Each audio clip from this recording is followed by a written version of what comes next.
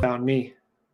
There you go. And then at Jackson State, they offered you a preferred walk-on deal there, and you go to Jackson State, and I could pull up some pictures right here. I see what you guys think about this. But you go to Jackson State, and here's a shot right here. Right, you're on the field.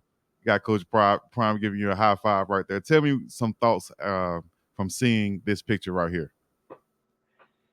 Man, that was my sophomore year. Like I was really blossoming into like a legit college player, and that's when Mata hit the scene and we're doing our thing. But like I remember, because Coach Prime's a busy man. Like I talk to him on and off, but it's not like an everyday thing. Like you see him in practice, you really don't want to talk to him while you're at practice. So it's like my whole freshman year, I kind of flew under the radar, tried to do the right things, and I did, and that's why me and Coach Prime had like such a respect for each other.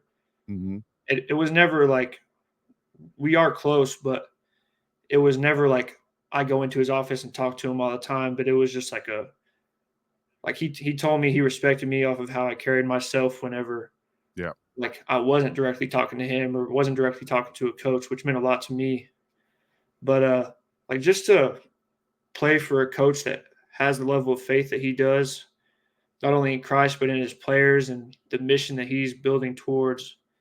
It it's the same thing like I said earlier when I was like really working hard to play for my school. Like I wanted to play so hard for Coach Prime and really better myself for Coach Prime, Mm-hmm. and just I didn't want to let him down. Talk about some of your experiences, whether it's your freshman year or when you first or your sophomore year, or whatever. Some of your experiences at Jackson State. As you said, you didn't really know about it coming out of high school, but then when you find out about it, you do some research. You see a HBCU. What are your thoughts and some of the things that you had to go through, or that you liked, or just different environments for that culture shock going down to Jackson State from Lubbock, Texas?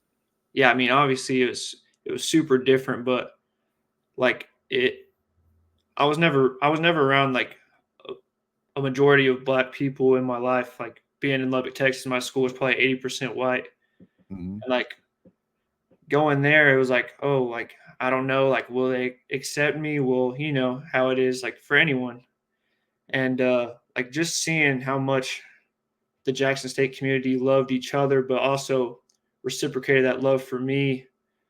It really did just make me want to play harder and uh, just really show my like loyalty to the fans and what we were doing at Jackson State. Yeah. And just going down there and having your family come down, and I can show this picture right here too as we go through. But going down and having your family come down, and what were some of the things that stood out? Is it the food, the weather, the culture? What are some of the things that stood out for yourself and your family? Yeah, I mean the wet. It was so humid. I could not get over how humid it was. It was dry. It's dry in Lubbock. Like it's Yeah, hot. Don't get me wrong, but it's not like I could. I felt the air that I was breathing in. You know what I right. mean? Like that type of humid. You said it right there. I know exactly what you mean. But coming from West Texas, dog, it's hot in West Texas too now. Yeah, yeah, no doubt. But like you said, it's kind of like a different type of heat, Same Definitely. way.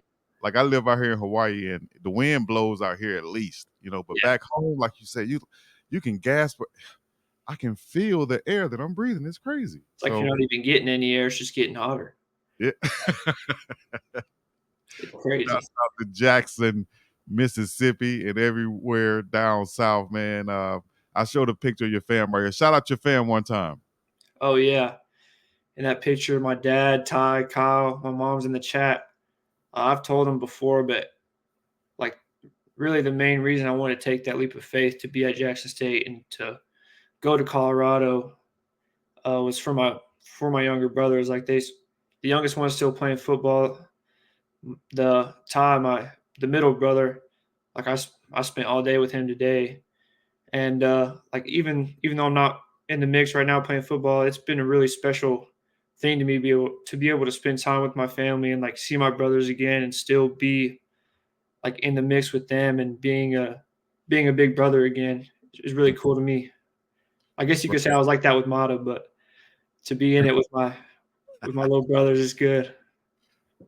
Well, you brought it up, your guy Mata, and I saw you guys forge a pretty special relationship. It seemed down in Jackson State. A lot of people thought you, him, and who was it, G Baby down there? I think Yep. G Baby were all brothers or something like that. How did you guys just mesh? Talk about your relationship down in Jackson State. Well, I think it's funny because at Jackson State it was 3 guys that like were about to graduate, and then it was me, Mata, and G Baby. Yeah. And so we just got real close over that. I hosted Mata on his visit to Jackson State, and I remember it was real short. Like I just went to the hotel and talked to him. And I see this little kid. His eyes got super wide, and I'm just like trying not to scare him. I'm like, bro, Jackson's great. Like you'll love it here. All yada yada. Yeah. All I have to say really is Coach Prime is great, which everyone knows. But I just remember thinking like, I don't know if he's gonna make it here, Right. But he's a completely different kid now. Like this confident kid you see dancing after a game winner in Arizona State was not the same kid that sat in that, seat in front of me at the hotel in Jackson. And I think that's just a testament to not only to him, but to Coach Prime's belief in Mata that he was able to reciprocate and reflect for himself. And I think that's the biggest selling point for Coach Prime is like, what kind of confidence are you going to get from someone other than a coach that has a gold jacket? You know what I mean? Like he's seen ball, he's seen what it takes. And for him to have confidence in you, it's just exponential the amount of confidence that you have in yourself. Right. And shouts out to like I said, Jackson, Mississippi. What about some of the best food that you've had down there? Because I know like in Lubbock it's a little bit different than in Mississippi. So tell me about some of your favorite dishes and places to eat in Jackson, Mississippi.